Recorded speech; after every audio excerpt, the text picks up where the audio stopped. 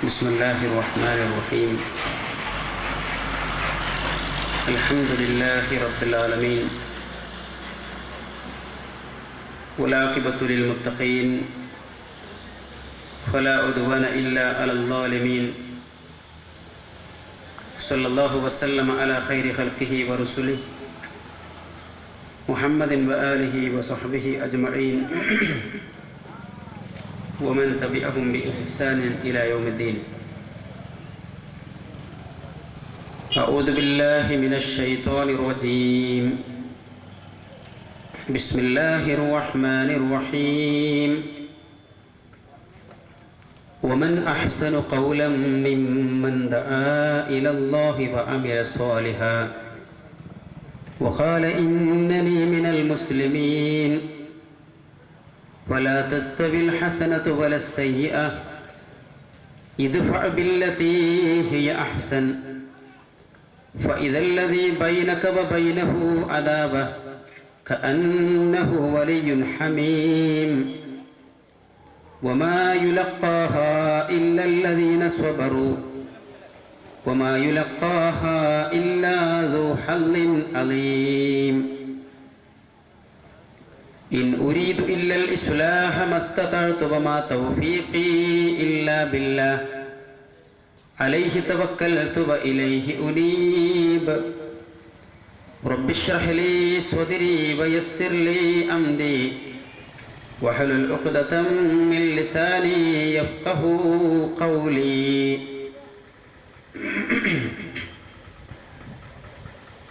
സ്നേഹാദരണീയരായ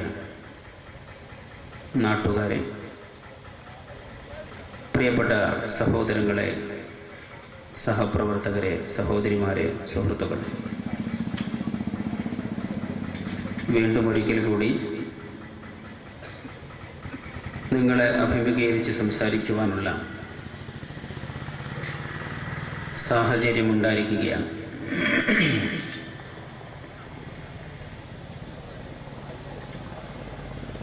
അല്ലാഹുവിൻ്റെ പരിശുദ്ധ ദീനിനെ അതിൻ്റെ യഥാർത്ഥ പ്രമാണങ്ങളിലൂടെ സമൂഹത്തിന് സമർപ്പിക്കുക എന്ന പുണ്യകരമായ പ്രവർത്തനം അതിനേക്കാൾ മഹത്തായതൊന്ന് നിർവഹിക്കാനില്ലാത്തത് കൊണ്ട് തന്നെ എത്ര തവണ ആ മാർഗത്തിൽ സംസാരിക്കേണ്ടി വന്നാലും അതൊരു സന്തോഷമുള്ള കാര്യമായി, പരലോകത്ത് പുണ്യമുള്ള കാര്യമാണ് എന്ന് ധരിച്ചുകൊണ്ട് തന്നെ ആ പ്രാർത്ഥനയോടെയും പ്രതീക്ഷയോടെയും മുന്നോട്ട് പോകുന്നതിൽ അതിയായ സന്തോഷമുണ്ട് എന്ന് ആമുഖമായി ഓർമ്മിപ്പിക്കൊണ്ടിരുത്തുകയാണ്.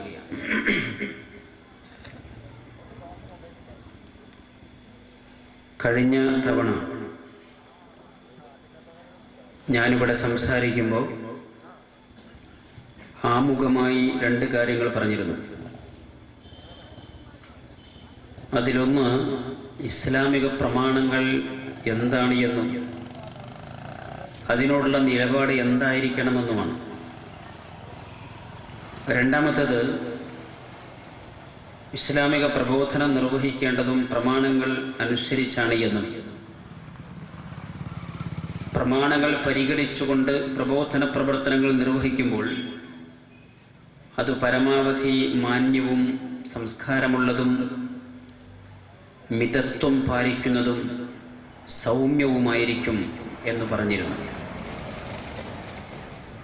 എനിക്ക് മറുപടിയായി സംസാരിച്ച സഹോദരന് ഈ രണ്ടു കാര്യങ്ങളാണ് ഏറ്റവും പ്രകോപനമുണ്ടാക്കിയിട്ടുള്ളത്. ഒന്ന്, ഇസ്ലാമിന്റെ പ്രമാണം വിശുദ്ധ ഖുർആനും പ്രവാചക ചര്യയുമാണ് എന്ന് പറഞ്ഞത്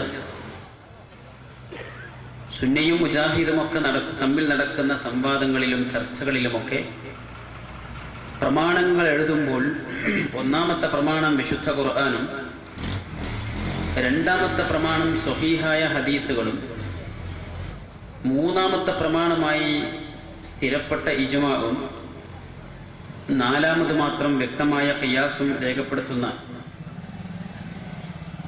ആ ഒരു പാരമ്പര്യം ഓർമ്മിപ്പിച്ചുകൊണ്ട്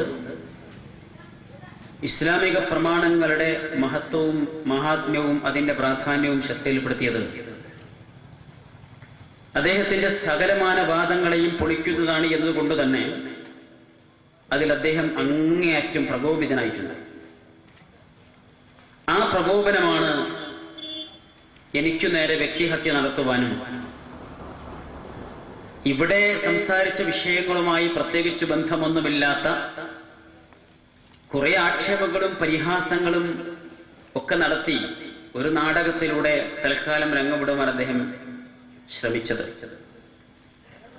മറ്റൊരു കാര്യം, ഇസ്ലാമിക പ്രബോധനം ഇസ്ലാമിക പ്രമാണങ്ങൾ അനുസരിച്ചാകുമ്പോൾ അത് മാന്യമായിട്ടായിരിക്കും, സൗമ്യമായിരിക്കും, ഒരു മധ്യമ നിലപാടുണ്ടായിരിക്കും എന്നതിനൊക്കെ ചില ഉദാഹരണങ്ങൾ വിശുദ്ധ ഖുർആനിൽ നിന്ന്, പ്രവാചക ചര്യയിൽ നിന്ന് ഞാൻ കേൾപ്പിച്ചിരുന്നു.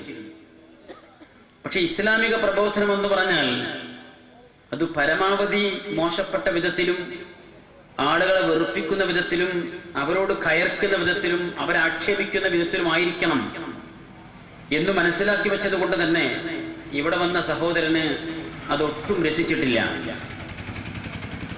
മാന്യമായിട്ടായിരിക്കണം ഇസ്ലാമിക പ്രബോധനം എന്ന് പറഞ്ഞതിന് മറുപടി പറയാനാണ് ഏതാണ്ട് 1 മണിക്കൂർ അദ്ദേഹം ചെലവഴിച്ചിട്ടുള്ളത്.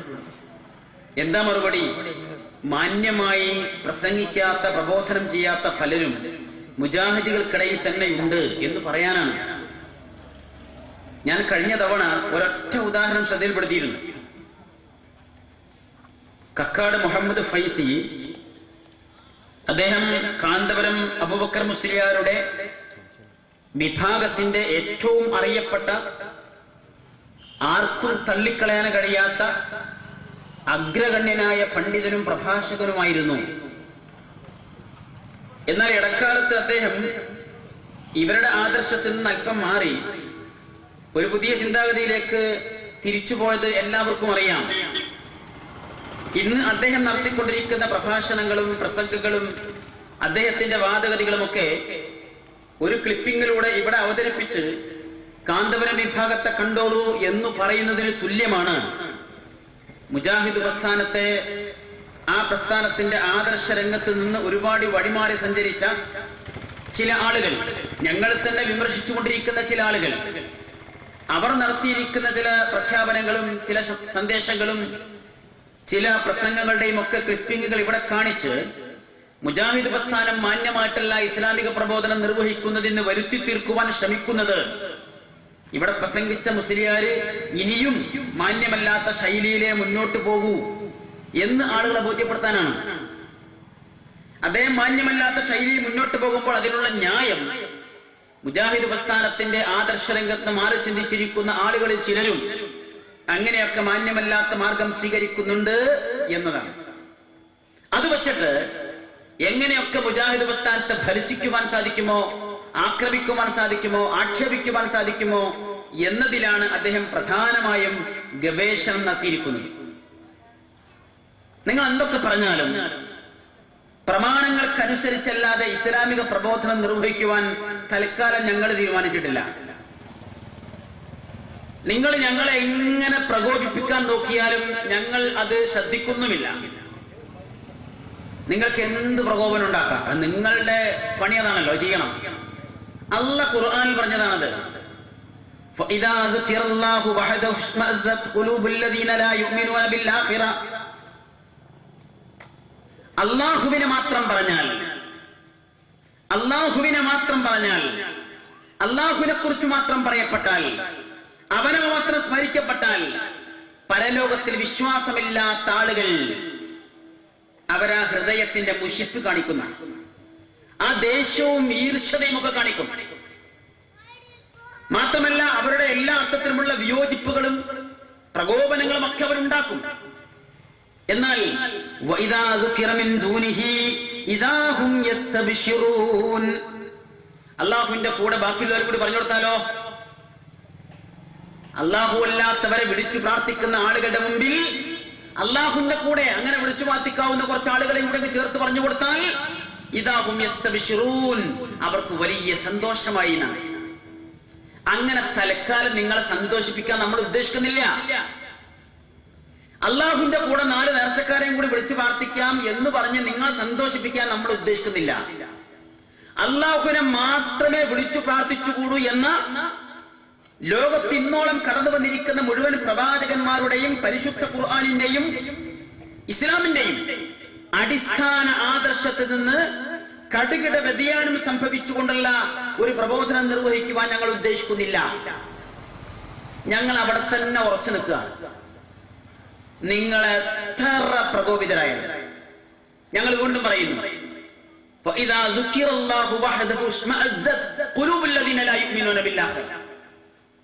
അള്ളാഹുവിന്റെ പേര് മാത്രം പറയപ്പെട്ടാൽ, അള്ളാഹുവിനെ മാത്രം ഓർക്കപ്പെട്ടാൽ, അവനെ മാത്രം സ്മരിക്കപ്പെട്ടാൽ പരലോകത്തിൽ വിശ്വാസമില്ലാത്ത ആളുകൾ അവരുടെ ആ ഹൃദയത്തിന്റെ കേട്ടുകൂടായിക, അറിഞ്ഞുകൂടായിക, മനസ്സിലാക്കിക്കൂടായിക, അവരുടെ വിമ്മിഷ്ടം, ആ ഒരു മാനസികമായ പ്രയാസം, ആ ദേഷ്യം, ഈർഷ്യ, അതൊക്കെ പ്രകടിപ്പിക്കും പല കോലത്തിലും.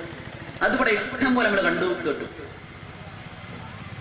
അത് ഇനിയും തുടരില്ല, നിർവാഹമൊന്നുമില്ല. എന്തുകൊണ്ട്? എന്താണ് ഈ പരലോക വിശ്വാസം അവിടെ പറഞ്ഞത്? പരലോകത്തെ കുറിച്ച് പലർക്കും പല ധാരണയുമുണ്ട്. അള്ളാഹ് പറഞ്ഞ പരലോകം എന്താ? മാലിക് യൗമിദ്ദീൻ. അള്ളാഹുവാകുന്നു ആ പരലോകത്തിന്റെ ഉടമസ്ഥൻ. അവനാണ് ഉടമസ്ഥൻ. നമ്മുടെ നാട്ടിൽ നടക്കുന്ന ചില പഞ്ചായത്ത് പരിപാടികൾ അവിടെ നടക്കൂല എന്നല്ല പറഞ്ഞത്. ഇവിടെ പല പ്രശ്നങ്ങളും, എന്ത് തെറ്റുകുറ്റം ചെയ്യുന്ന ആളുകൾക്കും രക്ഷപ്പെടുവാനുള്ള ഒരുപാട് മാർഗങ്ങൾ പല രൂപത്തിലും ഭാവത്തിലും പലരും ഉണ്ടാക്കി വെച്ചിട്ടുണ്ട്. അതുപോലെയാകുന്നു പരലോകവും എന്ന് വിചാരിക്കുന്ന ഒരു വിഭാഗത്തിന്റെ മുമ്പിൽ ആ പരലോകത്തെ കുറിച്ച് അള്ളാഹ് പറഞ്ഞത് മാലിക് യൗമിദ്ദീൻ. അതിന്റെ ഉടമസ്ഥൻ അള്ളയാണ്. അതിന്റെ ഉടമസ്ഥൻ അള്ളയാണ്. അവിടെ നിങ്ങൾ പറയുന്ന ഒരു പഞ്ചായത്തും നടക്കൂല. അതുകൊണ്ട് അള്ളാഹ് ചോദിച്ചത്, മൻ ദല്ലദീ യശ്ഫഉ ഇൻദഹു ഇല്ലാ ബിഇദ്നിഹി യഅലമു മാ ബൈന ഐദീഹിം വമാ ഖൽഫഹും വലാ യുഹീതൂന ബിശൈഇൻ മിൻ ഇൽമിഹി ഇല്ലാ ബിമാ ശാഅ വസിയ കുർസിയ്യുഹു സ്സമാവാതി വൽ അർദ് എന്ന് തുടങ്ങുന്ന ആയത്തുൽ കുർസി. അള്ളാഹ് പറഞ്ഞ എന്താ? അള്ളാഹുവിന്റെ അരികിൽ അവന്റെ അനുമതിയില്ലാതെ ശുപാർശ പറയുവാൻ അർഹതയുള്ള ആരുണ്ട്?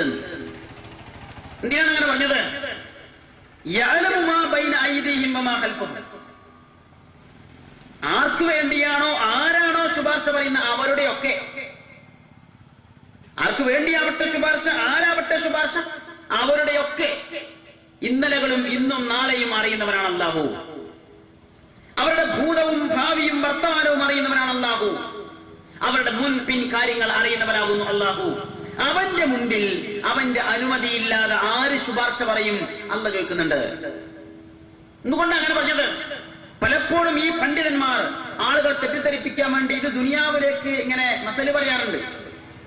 ദുനിയാവിന്റെ ദൃഷ്ടിയിൽ ഇവിടെ നമ്മൾ മുഖ്യമന്ത്രിയിൽ നിന്നൊരു കാര്യം ലഭിക്കേണ്ടി വന്നാൽ ഒരു MLA-യുടെ റെക്കമെൻഡ് സ്വീകരിക്കാറില്ലേ?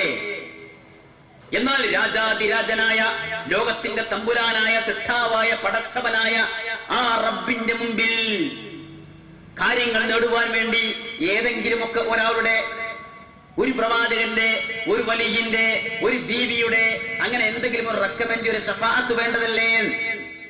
ഇതാണ് ന്യായം. പക്ഷേ ആ ന്യായത്തെ ഇവിടെ നിന്ന് പൊളിക്കാൻ കഴിയുള്ളൂ. അത്രയേ ഉള്ളൂ. ഇവിടെ തന്നെ പൊളിക്കാവുന്ന അത്രയും നിസ്സാരമാണ്. അല്ലെന്നെ പറഞ്ഞാണ് ഈ ശിർക്ക് ചെയ്യുന്ന ആൾക്കാരുടെ അവസ്ഥ. വളരെ വളരെ ബാലിശമായിരിക്കും അവരുടെ വാദങ്ങൾ.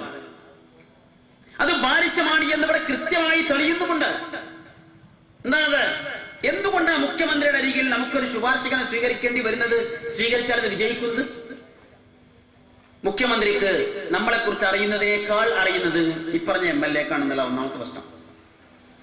അപ്പൊ MLA-യുടെ അരികിൽ പോയിട്ട് എനിക്ക് എന്നെ പരിചയമില്ലാത്ത മുഖ്യമന്ത്രിയുടെ മുമ്പിൽ എന്നെ ഒന്ന് പരിചയപ്പെടുത്തി കൊടുക്കണം, എന്റെ പ്രശ്നങ്ങളൊന്ന് അവതരിപ്പിക്കണം എന്ന് പറഞ്ഞാൽ ഇദ്ദേഹത്തിന് വോട്ട് കിട്ടേണ്ട ആവശ്യം കൂടി ഉണ്ടെങ്കിൽ സ്വാഭാവികമായിട്ടും അദ്ദേഹം എന്തു ചെയ്യും?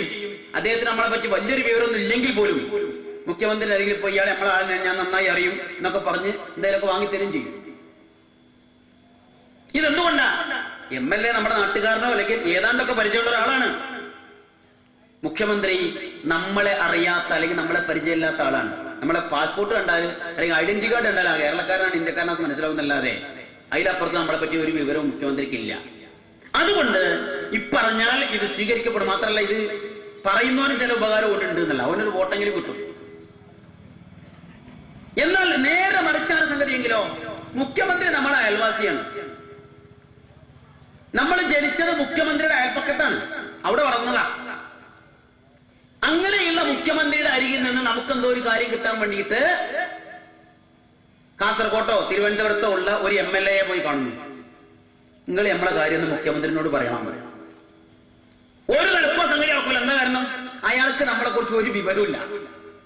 മാത്രമല്ല അയാൾക്ക് നമ്മളിൽ നിന്നൊരു വോട്ട് പോലും കിട്ടാനുമില്ല. അതിനാവശ്യവും മൂപ്പർക്കില്ല. മൂപ്പർ അതിനൊക്കെ അപ്പുറത്താ. മാത്രമല്ല ഇനി അയാൾ എങ്ങനെയെങ്കിലൊക്കെ ഒന്ന് ശുപാർശ പറയാമെന്ന് വെക്കാം. മുഖ്യമന്ത്രി അരികിൽ വന്ന് പറഞ്ഞു, ഞാൻ ഇന്ന ആളെ കുറിച്ച് പറയാൻ വന്നതാ.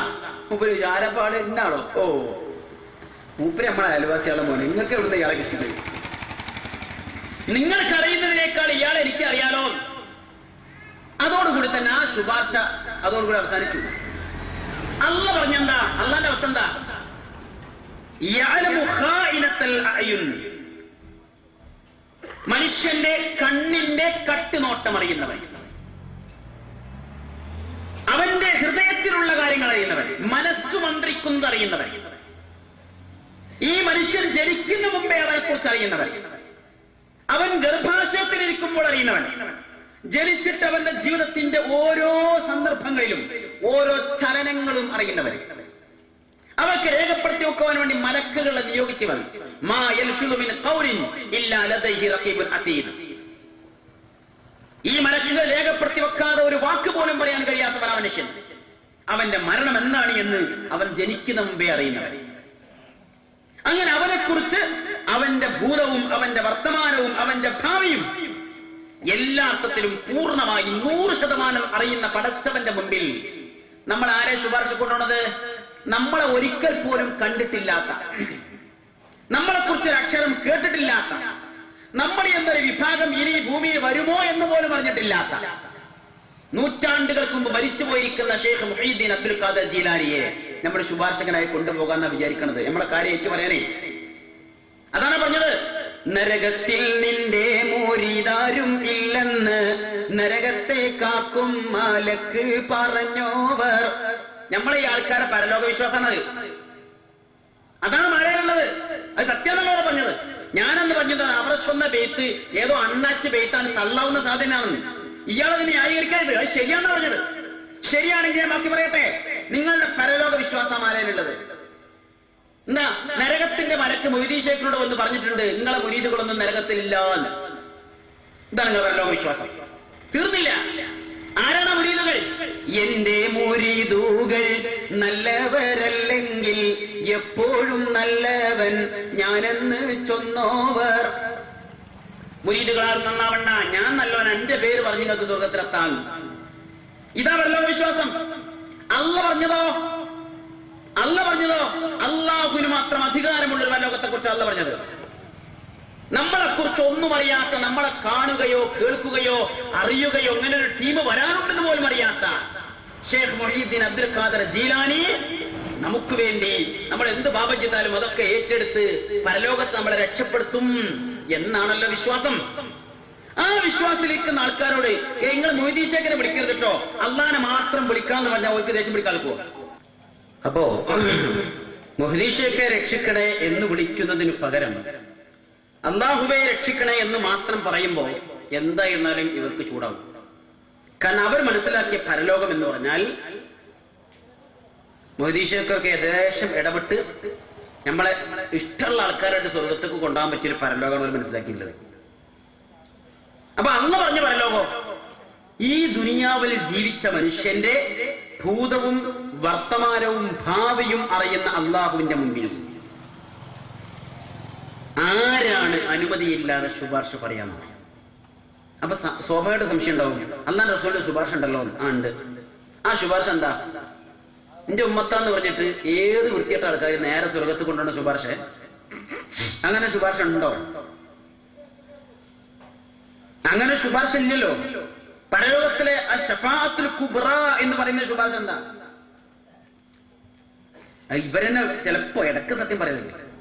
എന്താ? ജനങ്ങളൊന്നായിട്ട് ഇങ്ങനെ അങ്ങോട്ട് കൂടി മനുഷ്യരിലാകെ ഇടങ്ങാറായി. ഇവരിങ്ങനെ ഓരോരുത്തരടുത്ത് പോയി നോക്കുന്നു. ആദം നബിന്റെ അടുത്ത് പോയി നോക്കും, നിന്റെ കാര്യം തന്നെ കടന്ന് പറഞ്ഞിട്ട് കൈപ്പെടും. നൂഹ് നബീന്റെ അടുത്ത് പോയി നോക്കും, ഇബ്രാഹിം നബീന്റെ അടുത്ത് പോയി നോക്കും, ഇബ്രാഹിം നബിയും പറഞ്ഞു വിടും. അങ്ങനെ ഈസാ നബി, മൂസാ നബി, എല്ലാ പ്രവാചകന്മാരെടുത്തും ലക്ഷക്കണക്കിന് പ്രവാചകന്മാരുടെ അരികിലൊക്കെ പോയി ഞങ്ങളുടെ കാര്യം ഒന്ന് അള്ളാഹിനോട് പറയുമെന്ന് ചോദിക്കും എന്ന് പരലോകത്തെക്കുറിച്ച് മുജാഹിദുകളെ വിമർശിക്കാനല്ലാത്ത പ്രസംഗം നടത്തുമ്പോൾ ഒരു സത്യം പറയാറുണ്ട്. എന്നിട്ട് അവസാനം മുഹമ്മദ് നബിന്റെ അരികിൽ വന്നിട്ട് മുഹമ്മദ് നബി എന്തെയും, എന്നാ ശരി ഞാൻ നോക്കിക്കോളാം എന്ന് പറയണോ? അല്ല. മുഹമ്മദ് നബി സുജൂദിലേക്ക് വീഴും, എത്രയോ കാലം സുജൂദിൽ കിടക്കും. എന്നിട്ട് അള്ളാഹ് പറയും എന്താ പ്രശ്നം ചോദിക്കും. അപ്പൊ അദ്ദേഹം റസൂല പറയുന്നത് എന്താ, ഈ ജനങ്ങളിൽ സ്വർഗത്തിൽ പോകേണ്ടവരും നരകത്ത് പോകേണ്ടവരുണ്ട്, ഇവരൊന്ന് ഹിസാബിനെടുക്കണം. എന്നിട്ട് നരകത്തിലേക്ക് പോകേണ്ടവന് നരകത്തിലേക്കും സ്വർഗത്തിലേക്ക് പോകേണ്ടവരെ സ്വർഗത്തിലേക്കും വിടണം. ഇതാണ് ഷഫാഅത്തുൽ കുബ്ര എന്ന ഷഫാഅത്ത്. ഇവിടെ നരകത്തിൽ പോകേണ്ട അതിന് അവകാശിയായ ഒരൊറ്റ കുട്ടിനെയും അതിൽ പറഞ്ഞേക്കാതെ സ്വർഗത്തേക്ക് വിടുന്ന പ്രശ്നം ഒതുക്കണില്ല. ഇതാണ് ഷഫാഅത്ത്, മേരി ഷഫാഅത്തതാ. പിന്നെന്താ ഷഫാഅത്ത്? നരകാവകാശികളായ ആളുകൾക്ക് അവർ പല കാറ്റഗറി ഉണ്ടാവും. അവരുടെ ശിക്ഷയുടെ കാലാവധി കഴിയുമ്പോ അവർ ചെയ്ത നന്മയെ പരിഗണിച്ചുകൊണ്ട് അവർക്ക് ലഭിക്കേണ്ട സ്വർഗത്തിന് വേണ്ടി പ്രവാചകർ ശുപാർശ ചെയ്യും. ശിക്ഷ കിട്ടേണ്ടവർക്ക് ശിക്ഷ കിട്ടിയ ശേഷം രക്ഷ കിട്ടാൻ വേണ്ടി ശുപാർശ ചെയ്യുന്നു. ഇതാണ് അള്ളാന്റെ റസൂലാന്റെ ഷഫാഅത്ത് എന്നത്. അതിനപ്പുറത്തില്ല. അതുകൊണ്ട് നിങ്ങൾ ആലോചിച്ചു, റസൂല സ്വന്തം മകളോട് പറഞ്ഞെന്താ, ഫാത്തിമ എന്റെ കരണിന്റെ കഷ്ടമാണ്, അങ്ങനെയൊക്കെ റസൂല പറയാറില്ലേ മകളെ കുറിച്ച്. ആ മകളോട് പറഞ്ഞെന്താ, യാ ഫാത്തിമ സലീമിൻ മാലി മാ ശിഅത് അൻഖദി നഫ്സകി മിനൻ നാർ ലാ ഉഗ്നി അൻകി മിനല്ലാഹി ശൈആ. പുന്നാരമോള് ഫാത്തിമ, ദുനിയാവിൽ നിന്ന് എന്താ ചോദിക്കാൻ പറ്റിയ ചോദിച്ചോ, നിന്റെ അടുത്തുള്ളത് തരാ. പക്ഷെ പരലോകത്തിലെ നാളെ നരകത്തിന്റെ തീയിൽ നിന്ന് നിന്റെ തടിയെ നീ തന്നെ കാത്തുകൊള്ളണം. ലാ ഉഗ്നി അൻകി മിനല്ലാഹി ശൈആ, അല്ലാഹുവിന്റെ അരികിൽ നിന്ന് നിനക്ക് വേണ്ടി എന്തെങ്കിലും ചെയ്തു തരാൻ എനിക്ക് കഴിയില്ല ഫാത്തിമ. രക്തത്തിൽ പറന്ന സ്വന്തം മകളോട് റസൂൽ പറയുന്നത്, സ്വന്തം തടി നീ തന്നെ കാത്തോ. എന്നിട്ടോ നാട്ടുകാരോടൊക്കെ നിങ്ങൾ വന്നോലുണ്ട് നമുക്ക് നോക്കട്ടോ. അങ്ങനെ ഉണ്ടാവോ? അങ്ങനെ ഉണ്ടാവോ? ഞാൻ സൂചിപ്പിച്ചത് ഇതാണ് പരലോകത്തിന്റെ യഥാർത്ഥ അവസ്ഥ. പിന്നെ വേറൊരു പരലോക വിശ്വാസത്തിന്റെ വേറെ പോലെ എന്താ, നമ്മൾ എങ്ങനെയൊക്കെ ജീവിച്ചാലും ഏത് കോലത്തിൽ നടന്നാലും ആരുടെയെങ്കിലൊക്കെ ഹക്ക് കടം വാങ്ങിയിട്ട് കഴിച്ചിലാവുന്ന ഹക്ക് ജാഹ് ബർക്കത്തോട് കഴിച്ചിലാവെന്ന് പറഞ്ഞതാണ്. അതിനും പലപ്പോഴും ദുനിയാവിലെ പല ഉദാഹരണം പറയാറുണ്ട്. എന്നാ ഞാൻ ഉദാഹരണം പറഞ്ഞുതരാം, കഴിച്ചിലാവുന്ന ദുനിയാവ് കഴിച്ചിലാവുന്ന ആദ്യം പറഞ്ഞുതരാം. ഒരു ബാപ്പ മൂപ്പര് 2 മക്കള് 10ാം ക്ലാസ് കഴിഞ്ഞു, ഇരട്ട കുട്ടികളാണ്. 10ാം ക്ലാസ് കഴിഞ്ഞു, പ്ലസ് 1 ചേർക്കണം. അടുത്ത ഹയർ സെക്കൻഡറി സ്കൂളിൽ ചെന്നു, പ്രിൻസിപ്പാളെ കണ്ടു. അദ്ദേഹം ചോദിച്ചു എന്താ കാര്യങ്ങളൊക്കെ പറഞ്ഞു. അങ്ങനെ 1ാമത്തെ കുട്ടിയുടെ സർട്ടിഫിക്കറ്റ് കൊടുത്തു. ആ കുട്ടിക്ക് മുഴുവൻ വിഷയങ്ങളിലും A+ ആണ്. ആ കുട്ടിക്ക് ഏത് ഗ്രൂപ്പിൽ ഇരുത്തുന്നതിലും പ്രിൻസിപ്പാൾക്ക് ഒരു വിരോധമില്ല. അഡ്മിഷൻ കൊടുത്തു. 2ാമത്തെ സർട്ടിഫിക്കറ്റ് നോക്കാണ്. 2ാമത്തെ സർട്ടിഫിക്കറ്റ് നോക്കുമ്പോഴോ A+ പോയിട്ട് ഈ കുട്ടിക്ക് പാസ്സാകാനുള്ള മാർക്ക് കൂടി കിട്ടിയിട്ടില്ല. എന്ന് പറഞ്ഞാൽ തോറ്റു നടക്കും.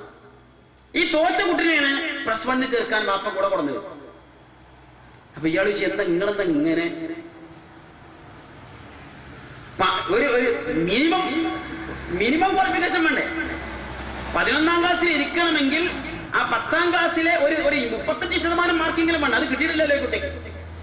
അതുപോലെ കിട്ടാത്തൊരു കുട്ടിയെ എങ്ങനെയാണ് ഈ 11 ചേർത്ത് നിങ്ങൾ എന്ത് ആലോചിച്ച് അങ്ങോട്ട് പോകുന്നത് എന്ന് മൂപ്പരൊരു മറുപടി.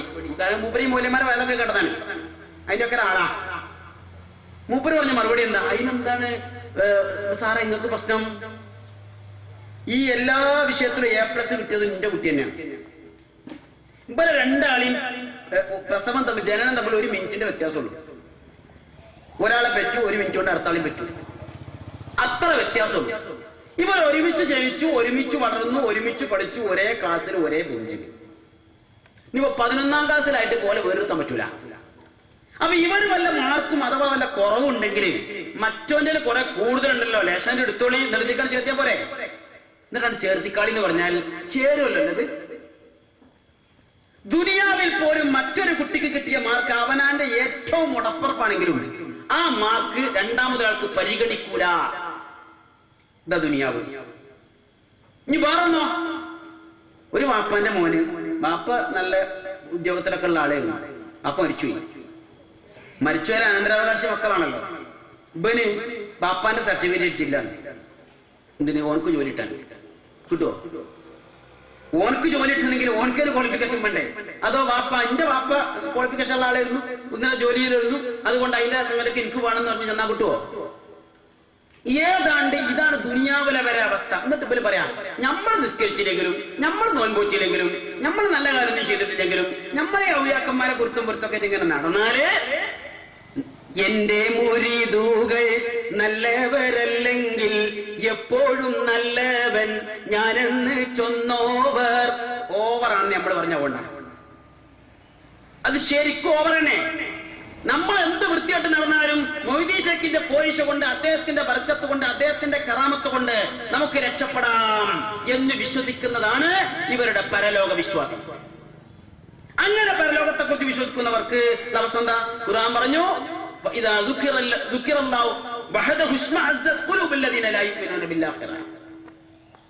അല്ലാഹുവിനെ കുറിച്ച് മാത്രം പറയപ്പെട്ടാൽ പരലോകത്തെ വിശ്വസിക്കേണ്ട വിധം വിശ്വസിക്കാത്ത ആളുകൾ,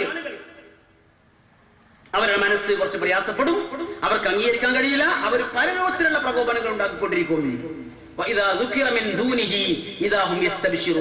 കൂടെ ബാക്കിയുള്ളവരുടെ പറഞ്ഞു കൊടുത്താലോ വലിയ സന്തോഷമായി. തലക്കാലം ഞങ്ങൾ നിങ്ങളെ സന്തോഷിപ്പിക്കാൻ ഉദ്ദേശിച്ചിട്ടില്ല. ഞങ്ങളുടെ വിഷയത്തിൽ ഒതുങ്ങി പോവുക. പ്രാർത്ഥന അല്ലാഹുവോട് മാത്രം, അതിനൊരു മാറ്റമില്ല, അതൊരു മാറ്റത്തിനും തയ്യാറുമല്ല.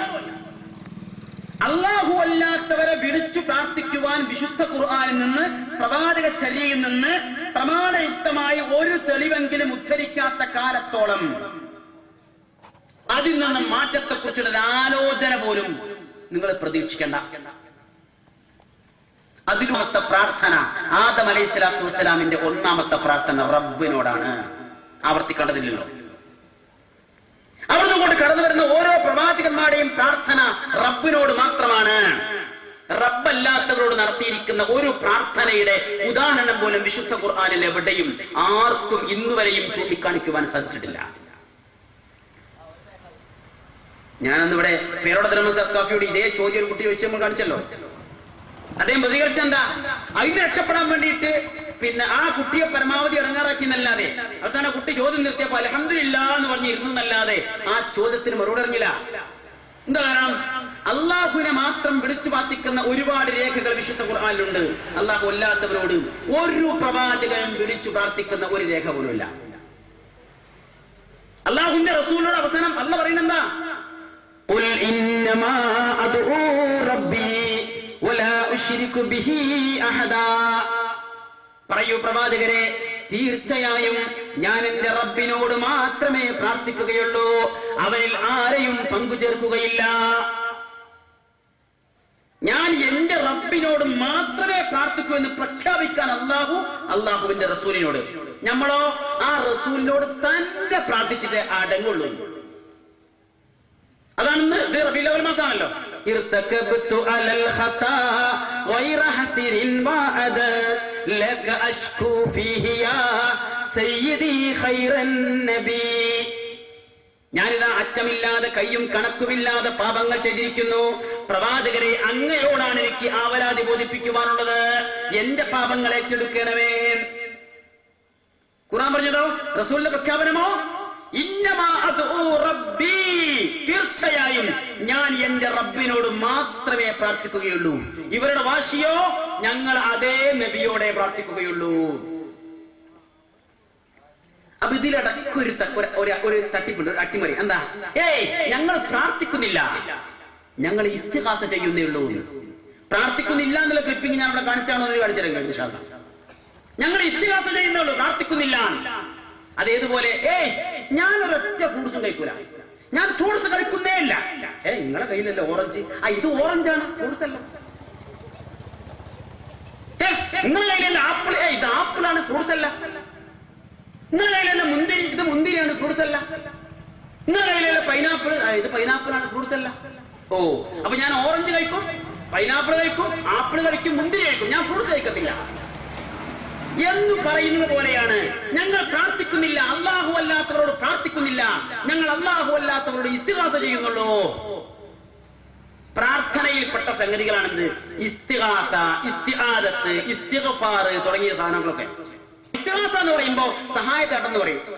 ഇസ്തിആദത്ത് എന്ന് പറയുമ്പോഴോ കാവൽ തേടുക എന്ന് പറയും. ഇസ്തിഗ്ഫാർ എന്ന് പറയുമ്പോഴോ പൊറുക്കലിനെ തേടുക എന്ന് പറയും. ഇത് മൂന്നും എന്താ? പ്രാർത്ഥന. അല്ലാഹുവേ എന്നെ സഹായിക്കണമേ. ഇതിന് അറബി ഭാഷയിൽ പറയുന്ന പേരെന്താ? ഇസ്തിഗാസ എന്നാണ്. ആ റസൂലിന്റെ ഉദാഹരണം അന്ന് കേൾപ്പിച്ചാണ്. ബദർ യുദ്ധവേളയിൽ റസൂൽ പ്രാർത്ഥിക്കുന്നു, അല്ലാഹുമ്മ ഇൻ തുഹ്ലിക ഹാദിഹിൽ ഉസാബ വലൻ തുഅബദ് ഫിൽ അർള്. അല്ലാഹുവേ ഈ കൊച്ചു സംഘം ബദറിന്റെ രണാങ്കണത്തിൽ നശിപ്പിക്കപ്പെട്ടാൽ നീ ഈ ഭൂമിയിൽ ആരാധിക്കപ്പെടുകയില്ല, അതുകൊണ്ട് ഞങ്ങളെ സഹായിക്കണമേ. ഇതിന് അല്ലാഹ് തന്നെ അതിനെക്കുറിച്ച് എങ്ങനെ വിശേഷിപ്പിച്ചത്? ഇത് തസ്തഗീസൂന റബ്ബക്കും ഫസ്തജാബ ലക്കും അന്നീ മുമിദ്ദുക്കും ബിഅൽഫിൻ മിനൽ മലായികതി മുർദിഫീൻ. നിങ്ങൾ നിങ്ങളുടെ റബ്ബിനോട് ഇസ്തിഗാസ നടത്തിയ സന്ദർഭം, ആ റബ്ബ് നിങ്ങൾക്ക് ഉത്തരം ചെയ്ത സന്ദർഭം, തുടരെ തുടരെ വന്നുകൊണ്ടിരിക്കുന്ന മലക്കുകളെ കൊണ്ട് നിങ്ങളെ സഹായിച്ച സന്ദർഭം ഓർക്കാൻ പറഞ്ഞതാ. അവിടെ അല്ലാഹുവേ ഞങ്ങളെ സഹായിക്കണമേ എന്ന് അല്ലാഹുവിന്റെ റസൂൽ പ്രാർത്ഥിക്കുന്നു. ഖുർആൻ അതിന് പറഞ്ഞിരിക്കുന്നത് ഇസ്തിഗാസ എന്നാണ്. വേറൊരാളെന്തേതു? പടച്ചോനെ എനിക്ക് കാവൽ തരയണമേ, എന്നെ കാക്കേണമേ. കാവൽ ചോദിക്കുന്നതിന് എന്താ പറയാ? ഇസ്തിആദത്ത് എന്ന് പറയും. പക്ഷെ ചെയ്തതെന്താ? പ്രാർത്ഥന. വേറൊരാൾ പടച്ചോനെ എനിക്ക് പുറത്തു തരയണമേ, എനിക്ക് പുറത്തു തരയണമേ, അങ്ങനെ ആള് പ്രാർത്ഥിച്ചു. അത് പ്രാർത്ഥന എന്ന് മലയാളത്തിൽ നമ്മൾ പറയും. അറബി പറയുമ്പോഴോ ഇസ്തിഗ്ഫാർ എന്ന് പറയും, അല്ലെങ്കിൽ തൗബ എന്ന് പറയും. അപ്പോ പേര് ഒരേ വിഷയത്തിന് പല പേരുകളുണ്ടാവും, അല്ലെങ്കിൽ ഒരു വിഷയത്തിൽ അടങ്ങിയ പല സംഗതികളുണ്ടാവും. അപ്പൊ ഞങ്ങൾ ഇസ്തിഗാസ ചെയ്യുന്നേ ഉള്ളൂ, ഞങ്ങൾ പ്രാർത്ഥിക്കുന്നില്ല എന്ന് പറഞ്ഞ് രക്ഷപ്പെടാനാണ് പലപ്പോഴും ഇവരുടെ പരിപാടി. അതുകൊണ്ട് തന്നെ അന്ന് ഞാൻ കേൾപ്പിച്ച അതേ വാചകം കേൾപ്പിക്കണം. ഞങ്ങൾ സുന്നികൾ അല്ലാഹു അല്ലാത്തവരോട് പ്രാർത്ഥിക്കുന്നവരല്ല, അല്ലാഹു അല്ലാത്തവരോട് സുന്നികൾ പ്രാർത്ഥിക്കാറില്ല എന്ന് അലവി സഖാഫി പ്രസംഗിച്ചത് ഞാൻ അന്ന് കേൾപ്പിച്ചിരുന്നു. ഒരു മറുപടിയും ഒരക്ഷരവും അതിനെക്കുറിച്ച് ബഹുമാനപ്പെട്ട ഉസ്താദ് ഇവിടെ പ്രതിപാദിച്ചിട്ടേ ഇല്ല. മൂപ്പരെ ഇടവണ്ണക്ക് ചെല്ലാൻ പറഞ്ഞേക്കാണ് ഉത്തരം കിട്ടാൻ. ഞങ്ങൾ വേണ്ടി കുറച്ച് ചെയ്യട്ടെ. പ്രാർത്ഥന ആരാധനയുമാണ്, അത് നിൽക്കുമ്പോൾ ശിർക്കുമാണ് നാം മുജാഹിദ് പറയാറുണ്ട്. ഞാൻ തീർത്തു പറയുന്നു, സുന്നികൾ അല്ലാഹു അല്ലാത്തവരോട് പ്രാർത്ഥിക്കുന്നവരല്ല എന്നാണ് അദ്ദേഹം ഇവിടെ പ്രതിപാദിക്കാൻ ശ്രമിച്ചത്. ഇത് മുമ്പ് ചില സുന്നി പണ്ഡിതന്മാർ പറഞ്ഞിട്ടുണ്ട്. അങ്ങനെ ഒരു മുസ്ലിം പ്രാർത്ഥിക്കൂല എന്ന് പണ്ട് സുന്നി പണ്ഡിതന്മാരൊക്കെ പറഞ്ഞിട്ടുണ്ട്. എന്റെ കയ്യിലുള്ളത് പഴയകാല സമസ്തയുടെ നേതാവായിരുന്ന റഷീദുദ്ദീൻ മൂസ മുസ്ലിയാർ ആ തൗഹീദ് എന്ന ഗ്രന്ഥത്തിന് മറുപടിയായി ഒരു പുസ്തകമുണ്ട്. അതിന് പേരെന്താ? അൽ ഖൗലു സദീദ് ഫീ റദ്ദി തൗഹീദ്. തൗഹീദിനെതിരിലുള്ള സത്യസന്ദേശം. ബാക്കിയാ പറഞ്ഞില്ല, ഇരിക്കട്ടെ. ഇതിൽ അദ്ദേഹം ചില സത്യങ്ങൾ പറയുന്നുണ്ട്. അതിലൊരു സത്യം എന്താണെന്നറിയോ? ഇതിന്റെ 100-ാമത്തെ പേജിൽ അദ്ദേഹം പറയുന്നു, അല്ലാഹു അല്ലാത്ത ഏതൊരു വസ്തുവിനെയും, അത് നബിയാവട്ടെ, വലിയാവട്ടെ, കല്ലാവട്ടെ, മരമാവട്ടെ, ആരാധിക്കുന്നതും അതിനോട് പ്രാർത്ഥിക്കുന്നതും ശിർക്കാണെന്ന് വിശ്വസിക്കാത്ത ഒരു മുസ്ലിമും ഇല്ല. അല്ലാഹു അല്ലാത്തവരെ ആരാധിക്കുന്നതും അതിനോട് പ്രാർത്ഥിക്കുന്നതും ശിർക്കാണ് എന്ന് വിശ്വസിക്കാത്ത ഒരു മുസ്ലിമും ഇല്ല. ഇത് മൂസ മുസ്ലിയാരുടെ ഒരു പ്രസ്താവന. 100-ാമത്തെ പേജിലാണ്. 133-ാമത്തെ പേജിൽ ഒന്നുകൂടി പറയുന്നു, അള്ളാഹുവിന്റെ ഔലിയാക്കന്മാരോട് ഞാൻ പ്രാർത്ഥിക്കുന്നു എന്ന് ഒരു മുസ്ലിമും പറഞ്ഞതായി കേൾക്കുവാനോ അറിയുവാനോ ഇടവന്നിട്ടില്ല. അള്ളാഹുവിന്റെ ഔലിയാക്കന്മാരോട് ഞാൻ പ്രാർത്ഥിക്കുന്നു എന്ന് ഒരു മുസ്ലിമും പറഞ്ഞതായി ഇതുവരെ കേൾക്കാൻ പറ്റിയിട്ടില്ല. ആര്? റഷീദുദ്ദീൻ മൂസ മുസ്ലിയാർ. എന്നാൽ ഇവിടെ വന്നിരിക്കുന്ന സഖാഫിക്ക് അവരുടെ ആദർശം പഠിപ്പിച്ചു കൊടുക്കുന്ന പണ്ഡിതന്മാരിൽ ഒരു മഹാപണ്ഡിതനാണ് പൊന്മള അബ്ദുൽ ഖാദർ മുസ്ലിയാർ. ഇവരുടെ സമസ്തയുടെ മുശാവറ മെമ്പറും പിന്നെ എന്തൊക്കെ ഡെസിഗ്നേഷനുള്ള ആളാണ്. അദ്ദേഹം എഴുതിയിരിക്കുന്ന ഒരു പുസ്തകമുണ്ട്. എന്റെ പേര് ശിഥില തന്ത്രങ്ങൾ ശാന്തി മന്ത്രങ്ങൾ. തന്ത്രം അവിടെ തന്നെയാണ്, മന്ത്രം അവിടെ തന്നെയാണ്. തന്ത്രം മെനയുന്നവർ മന്ത്രിമാരും മന്ത്രം ജപിക്കുന്നവർ തന്ത്രിമാരും. കൂട്ടി വായിച്ചാൽ മതി. അപ്പൊ ശിഥില തന്ത്രങ്ങൾ ശാന്തി മന്ത്രങ്ങൾ. ആ പുസ്തകത്തിൽ കുറെ ചോദ്യങ്ങളും ഉത്തരങ്ങളും. അതിലൊരു ചോദ്യം എന്താ? ബദരീങ്ങളെ രക്ഷിക്കണേ, മുഹ്യിദ്ദീൻ ഷേഖെ കാക്കണേ എന്നിങ്ങനെ മരിച്ചുപോയ മഹാത്മാക്കളോട് വിളിച്ചു പ്രാർത്ഥിക്കൽ അനുവദനീയമാണോ? അദ്ദേഹം ഉത്തരം തുടങ്ങുന്നത് അനുവദനീയമാണ് എന്ന് പറഞ്ഞുകൊണ്ടാണ്. ഇവിടെ അദ്ദേഹം പറഞ്ഞെന്താ? സുന്നികൾ അല്ലാഹു അല്ലാത്തവരോട് പ്രാർത്ഥിക്കുന്നവരല്ല. അദ്ദേഹത്തിന്റെ ഉസ്താദ് പറയുന്നുണ്ട് മരിച്ചുപോയ മഹാത്മാക്കളോട് അഥവാ ബദരീങ്ങളോടും മുഹ്യിദ്ദീൻ ഷേഖിനോടുമൊക്കെ പ്രാർത്ഥിക്കുന്നത് അനുവദനീയമാണ്. പ്രാർത്ഥിക്കുന്നത് അനുവദനീയമാണ്. ഇനി ആ ഫത്വയുടെ അടിസ്ഥാനത്തിൽ ഇവർ തന്നെ അല്ലാഹു അല്ലാത്തവരോട് പ്രാർത്ഥിക്കുന്ന ദൃശ്യം ഞാൻ അന്ന് കാണിച്ചിരുന്നു. ഒന്നുകൂടി കാണിക്കണം. നമ്മൾ കൂരിക്കുഴി തങ്ങൾ അയാൾ നടത്തുന്ന പ്രാർത്ഥന ജനങ്ങൾ കൂടി നിന്ന് തങ്ങളെ തങ്ങളെ തങ്ങളെ എന്ന് വിളിച്ചുകൊണ്ട് അല്ലാഹു അല്ലാത്തവരോട് പ്രാർത്ഥിക്കുന്ന രംഗം നിങ്ങൾക്ക് ഒരിക്കൽ കൂടി ഇവിടെ കാണാൻ കഴിയും. അത് കണ്ടോ? മദീനത്ത് കിടക്കുന്ന തങ്ങള് സാധുക്കളാണ് തങ്ങള്, ഞങ്ങളെ സദസ് കാണുന്നല്ല തങ്ങള്, ഞങ്ങളെ അവസ്ഥ കാണുന്നല്ല തങ്ങള്, ഇത്ര മണിക്കൂറായി വന്നിരിക്കുന്ന തങ്ങള്, ഞങ്ങളെ വിഷമമറിയുന്ന തങ്ങള്, ഞങ്ങളെ വേദാററിയുന്ന തങ്ങള്, നമുക്ക് പരിഹാരം കാണും തങ്ങള്, വിഷമങ്ങളുണ്ട് തങ്ങള്, പ്രയാസങ്ങളുണ്ട് തങ്ങള്, പ്രായമായ പെൺമക്കളുണ്ട് തങ്ങള്, ഒരുപാട് കടമുണ്ട് തങ്ങള്, സത്യമാണ് തങ്ങള്, അവിടുത്തെ ശുപാർശ കൊണ്ട് ഞങ്ങൾ രക്ഷപ്പെടും തങ്ങള്, ഞങ്ങൾ രക്ഷപ്പെടും തങ്ങള്, നിങ്ങൾക്കത് വേണം തങ്ങള്, ഞങ്ങൾക്കത് വേണം തങ്ങള്, ഞങ്ങൾക്കത് വേണം തങ്ങള്, ഞങ്ങൾക്കത് വേണം തങ്ങള്, വാങ്ങിത്തേണ്ട തങ്ങള്, ദൂരത്തുനിന്ന് വന്നവരാണ് തങ്ങള്, അമലുകളില്ല തങ്ങള്, കത്താവ് തങ്ങളെ കണ്ടുവെച്ചു കൊടുത്ത തങ്ങള്, കയ്യിൽ നിന്ന് വെള്ളം കൊടുത്ത തങ്ങള്, പൂർണ്ണചന്ദ്രൻ കൈ വെടിയല്ല തങ്ങള്. അത് കൂരിക്കുഴി തങ്ങൾ. ഇനി വേറൊരു തങ്ങളെ കൂടി നമുക്ക് തരാം. ഇതിങ്ങനെ കുറെ ആൾക്കാർ ഓരോരുത്തർക്ക് കിട്ടുന്ന ചാൻസ് ഉപയോഗിച്ച് ഒരു ഞങ്ങളെ സ്വീകരിക്കണേ ഞങ്ങളെ ചെടുക്കണേ നബിയേ, ഇവിടുത്തെ മജ്‌ലിസ് അവിടുത്തേക്കുള്ളതാണ് യാ റസൂലല്ലാഹ്. ഞങ്ങൾ ചൊല്ലിയ ഓരോ വരികളും അവിടുന്ന് ആസ്വദിച്ചിട്ടുണ്ടല്ലോ നബിയേ, ഞങ്ങളെ തവയല്ല യാ റസൂലല്ലാഹ്, യാ ഹബീബല്ലാഹ് വയാ റഹ്മത്തൽ ലിൽ ആലമീൻ. ഈ മജ്‌ലിസിൽ പങ്കെടുത്ത ഏതെല്ലാം സഹോദരിമാർ, ഏതെല്ലാം സഹോദരന്മാർ അവിടുത്തെ മഹബ്ബത്ത് ഉദ്ദേശിച്ചുകൊണ്ട് ഇവിടുത്തെ സരസിലേക്ക് നേർച്ചകളും സംഭാവനകളും സ്വർണ്ണാഭരണങ്ങൾ നൽകി ഏതെല്ലാം ആരെല്ലാം സ്ത്രീകൾ എല്ലാവരും വീണല്ലോ. സംഭാവന ചെയ്തവര്, സ്വർണ്ണാഭരണം നൽകിയവര്, അങ്ങനെ ഏതെല്ലാം ടീമുണ്ടോ എല്ലാവരും പേര് വീണിട്ടി. എങ്ങട്ടാ? ഹബീബായ റസൂലിനോടാണ് പ്രാർത്ഥന. ഹബീബായ റസൂൽ പറഞ്ഞതോ ഇന്നമാ അദൂ റബ്ബി വലാ ഉശ്രികു ബിഹി അഹദാ. ഞാനിതിങ്ങനെ ഇടക്ക് ഓതിക്കൊണ്ടിരിക്കും, നിങ്ങളെ ചൂടാക്കാനായിരിച്ചാൽ മതി. കാരണം അള്ളാഹിനെ കുറിച്ച് ഇങ്ങനെ പറഞ്ഞാൽ അത് മാത്രം പറഞ്ഞ് നിങ്ങൾക്ക് ചൂടാവും. അള്ളാഹ് റസൂൽ പറഞ്ഞു ഞാൻ എന്റെ റബ്ബിനോട് മാത്രമേ പ്രാർത്ഥിക്കുള്ളൂ. അത് പറയാൻ ഇവിടെ മുജാഹിദുകൾ മാത്രമേ ഉള്ളൂ, വേറെ ആരുമില്ല. അത് പറയാൻ ഇവിടെ മുജാഹിദുകൾ മാത്രമേ ഉള്ളൂ. അത് പറയണമെങ്കിൽ മുജാഹിദ് പ്രസ്ഥാനത്തിന്റെ കൂടെ നിൽക്കുക വേണം, അല്ലാതെ കഴിയില്ല. അതാണ് എന്റെ വസ്തുത. അപ്പൊ അതുകൊണ്ട് ഇവര് അള്ളാഹു അല്ലാത്തവരോട് പ്രാർത്ഥിക്കുന്നവരല്ല എന്നൊരു ഭാഗത്ത് പറയുകയും അള്ളാഹു അല്ലാത്തവരോട് പ്രാർത്ഥിക്കുകയും ചെയ്യുന്നു, പ്രാർത്ഥിക്കാമെന്ന് വാദിക്കുകയും ചെയ്യുന്നു.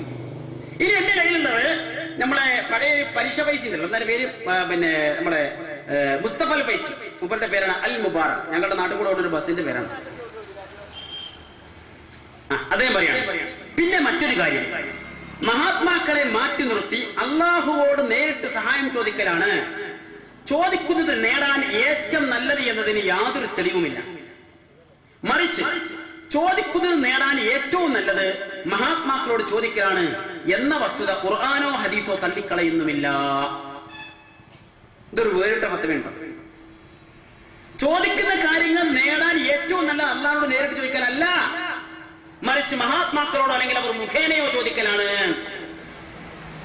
ഈ കാലം വരെ സുന്നി പണ്ഡിതന്മാർ മുജാഹിദുകളുമായി നടത്തിയിരിക്കുന്ന സംവാദങ്ങളിലും ചർച്ചകളിലുമൊക്കെ ഇവർ ഇസ്തിഗാസ എന്ന ഓമനപ്പേരിട്ട് നടത്തിക്കൊണ്ടിരിക്കുന്ന പ്രാർത്ഥനയുടെ ഹുക്കുമ് പറഞ്ഞപ്പോഴുള്ള തമാശ എന്താ അറിയോ? ഭയങ്കര രസമാണ് തമാശ. എന്താ ഹുക്കുമ്? ഇസ്ലാമിലെ ഹുക്കുമ് ഉണ്ടല്ലോ, നമുക്കറിയാം. വാജിബ് അല്ലെങ്കിൽ ഫർദ് എന്ന് പറയും, സുന്നത്ത്, ഹറാം, കറാഹത്ത്, മുബാഹ് എന്നൊക്കെ പറയും. 5 ഹുക്കുമുകളെ കുറിച്ച് പറയാറുണ്ട്. അതിൽ ഫർദ് അല്ലെങ്കിൽ വാജിബ് എന്ന് പറഞ്ഞാൽ എന്താ? ചെയ്താൽ പ്രതിഫലമുള്ളത്, ചെയ്തില്ലെങ്കിൽ ശിക്ഷയുള്ളത്. അതിൽ ഇസ്തിഗാസ പെടുവോ? പെടൂല. ചെയ്താൽ പുണ്യമുള്ള, ചെയ്തില്ലെങ്കിൽ ശിക്ഷയുള്ള പ്രവർത്തനങ്ങൾ ഇസ്തിഗാസ പെടുമോ? പെടില്ല. പിന്നെ രണ്ടാമത്തെ സുന്നത്ത്. ചെയ്താൽ പ്രതിഫലമുള്ളത്, ചെയ്തില്ലെങ്കിൽ ശിക്ഷയില്ലാത്തത്. ചെയ്താൽ പ്രതിഫലമുള്ളത്, ചെയ്തില്ലെങ്കിൽ ശിക്ഷയില്ലാത്തത് ആണ് സുന്നത്ത്. ആ സുന്നത്താണ് ഇസ്തിഗാസ എന്ന് സമസ്തയുടെ പണ്ഡിതന്മാർ ഫത്വ കൊടുത്തിട്ടുണ്ടോ? കൊടുത്തിട്ടില്ല. പിന്നെ വേറൊന്ന് ഹറാം. ചെയ്താൽ ശിക്ഷയുള്ളത്, ഉപേക്ഷിച്ചാൽ കൂലിയുള്ളത്. അതിലും ഇവരെന്ത് പെടുത്തിയിട്ടില്ല? ഇസ്തിഗാസ പെടുത്തിയിട്ടില്ല. വേറൊന്ന് കറാഹത്ത്. ചെയ്താൽ ശിക്ഷയില്ലാത്തത്, ഉപേക്ഷിച്ചാൽ കൂലിയുള്ളത്. ഇനി അഞ്ചാമത്തൊന്നുണ്ട് മുബാഹ് അല്ലെങ്കിൽ ജായിസ് എന്നൊക്കെ പറയും. ചെയ്താലും ചെയ്തില്ലെങ്കിലും കൂലിയുമില്ല, കുറ്റവുമില്ല. അതാണ് മുബാഹ്. ഈ മുബാഹിലാണ് ഇസ്തിഗാസയെ ഈ കാലം വരെയുള്ള സുന്നി പണ്ഡിതന്മാർ ഉൾപ്പെടുത്തിയിരിക്കുന്നത്. നമ്മൾ സാധാരണ ചോദിക്കാറുണ്ട്, ഈ അച്ചാറിലെ പുഴുവിനെ തിന്നൽ മുബാഹാണെന്ന് ഫിഖിന്റെ കിതാബിൽ എഴുതിയിട്ടുണ്ട്. അച്ചാറിലെ പുഴു തിന്നാല് കൂലിയുണ്ടോ? കൂലിയില്ല. ശിക്ഷയുണ്ടോ? ശിക്ഷയില്ല. എന്നതുപോലെയുള്ള കേവലം ഒരു കൂലിയില്ലാത്തൊരു ഏർപ്പാടാണ് ഇസ്തിഗാസ എന്നാണ് സംവാദ വേദികളിൽ വരെ ഇക്കാലം അത്രയുമുള്ള സുന്നി പണ്ഡിതന്മാർ ജനമധ്യത്തിൽ സംസാരിച്ചിരുന്നത്. ആ ഒരു പണിക്ക് വേണ്ടിയിട്ടാണ് ഈ ഖുർആനിലെ ആയത്തുകൾ മുഴുവനും ദുർവ്യാഖ്യാനം ചെയ്ത്, ഹദീസുകൾ മുഴുവനും ദുർവ്യാഖ്യാനം ചെയ്ത് നമ്മളെക്കുറിച്ച് പരമാവധി തെറിയും പറഞ്ഞിട്ട് തടി ജനമത്താക്കുന്നത്. കേവലം ഒരു അനുവദനീയമായ കാര്യം. നോക്കൂ, പ്രവാചക ചര്യയിൽ കാണാം, കച്ചത്തിലെയും മറ്റും രോമം ഒഴിവാക്കുന്നത് സുന്നത്താണ്, പ്രതിഫലമുള്ള കാര്യമാണ്. കച്ചത്തിലെയും മറ്റും രോമം ഒഴിവാക്കുന്നത് പ്രതിഫലമുള്ള കാര്യമാണ്. ആ ഒരു പ്രതിഫലം പോലും ഇസ്തിഗാസക്കില്ല. എന്താണ് സുഹൃത്ത്? ഇതാണ് ഇവരുടെ വാദമാണ് യഥാർത്ഥത്തിൽ. നമ്മൾ പറയുന്നതോ അല്ലാഹു അല്ലാത്തവരോട് നിർവഹിച്ചുകൊണ്ടിരിക്കുന്ന ഇസ്തിഗാസ, അത് അല്ലാഹു അല്ലാത്തവർക്കുള്ള പ്രാർത്ഥനയാണ്. പ്രാർത്ഥനയോ ആരാധനയാണ്. ആരാധന അല്ലാഹു അല്ലാത്തവർക്ക് നിർവഹിച്ചാൽ പടച്ചോന്റെ പ്രത്യേകത തന്നെ, പടച്ചോന് ഉച്ചിഷ്ടം വേണ്ട എന്നുള്ളതാണ്. കുറെ ഒരാൾക്ക് കൊടുത്തു, വേറെ കുറച്ചാൾക്ക് കൊടുത്തു, പിന്നെ കുറച്ച് പടച്ചോന് വേണ്ടാന്ന്. അങ്ങനെ വേണ്ട പടച്ചോന്. وَلَقَدْ أُوحِيَ إِلَيْكَ وَإِلَى الَّذِينَ مِنْ قَبْلِكَ لَئِنْ أَشْرَكْتَ لَيَحْبَطَنَّ عَمَلُكَ وَلَتَكُونَنَّ مِنَ الْخَاسِرِينَ. അല്ലാഹുവിന്റെ പ്രവാചകരെ, താങ്കൾക്കും താങ്കൾക്ക് മുമ്പുള്ള പ്രവാചകന്മാർക്കും നാം ദിവ്യബോധനം നൽകിയിരിക്കുന്നു. താങ്കൾ ശിർക്ക് ചെയ്താൽ താങ്കൾ ചെയ്തു വച്ച മുഴുവൻ നന്മകളും പൊളിഞ്ഞു പോകും, നാശക്കാരിൽ പെട്ടുപോകും എന്ന് പറഞ്ഞാൽ ഒരു നന്മ അള്ള സ്വീകരിക്കൂല. ഇപ്പൊ നമ്മള് ഒരു വിവാഹ പാർട്ടിക്ക് ചെന്നതാ, നല്ല ടേസ്റ്റുള്ള ബിരിയാണിയൊക്കെ ഉണ്ടാക്കി വെച്ചിട്ടുണ്ട്. അതിങ്ങനെ കഴിക്കാനിരിക്കുമ്പോ ഒരു ചെറുപ്പക്കാരൻ എന്നിട്ട് പറഞ്ഞു, സുഹൃത്തുക്കളെ കഴിക്കരുത്, അതിന് കുറച്ച് വിഷം കലർന്നിട്ടുണ്ട് എന്ന് പറഞ്ഞാലേ ആവും വെറുതെ നമ്മളെ തമാശാക്കവും എന്നു കരുതി ധൈര്യപൂർവ്വം ആളുകൾ കഴിക്കും. അതോ നമ്മൾ എന്തെങ്കിലും ജന്തുവിനെ ഒരു കിളിക്കോ ഒരു പൂച്ചക്കോ എന്തിനെങ്കിലും ഇട്ടുകൊടുത്ത് നോക്കാം, അഥവാ വിഷം ഉണ്ടെങ്കിലേ കഴിച്ചിറങ്ങാറുണ്ടല്ലോ, ഈ ഉള്ളതടി കളയണ്ടല്ലോ, ആയുസ് കളയണ്ടല്ലോ എന്ന് കരുതിയിട്ട് എന്ത് ചെയ്യും? അത് പരീക്ഷ എന്നിട്ട് അത് കഴിക്കാൻ അത് എത്ര ടേസ്റ്റ് ഉള്ളതാണെങ്കിലും ആളുകൾ റെഡിയാവും. സുഹൃത്തുക്കൾ, അത്ര നമ്മൾ പറഞ്ഞോളൂ.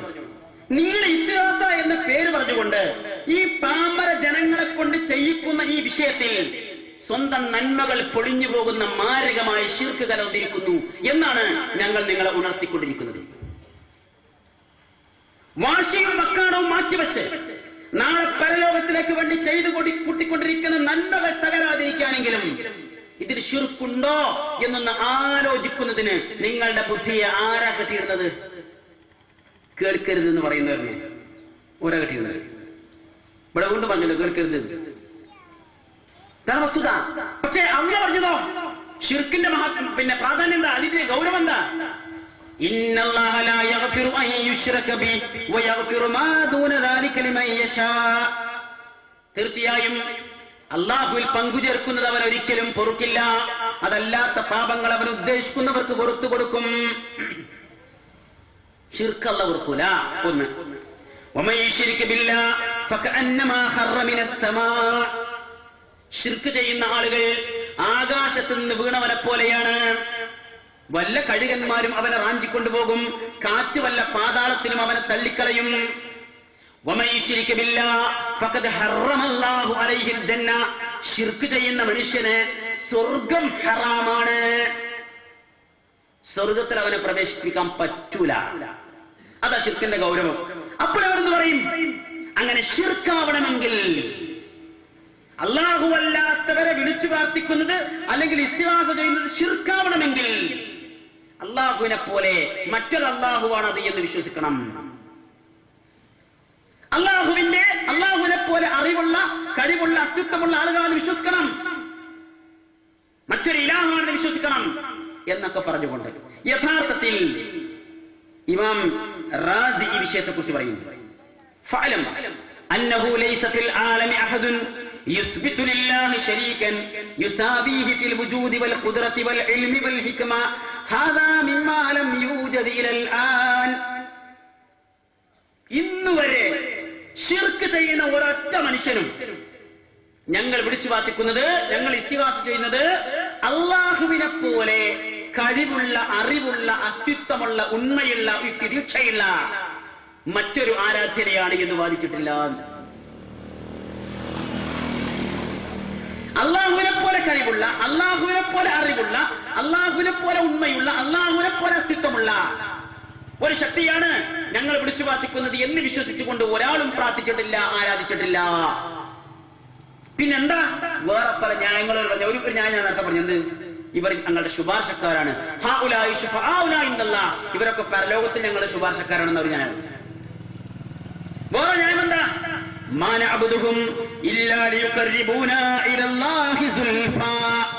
അല്ലാഹുവിലേക്ക് ഞങ്ങൾ അടുപ്പിക്കുവാൻ വേണ്ടിയാണ് ഞങ്ങൾ ഇവരോട് തേടിക്കൊണ്ടിരിക്കുന്നത്.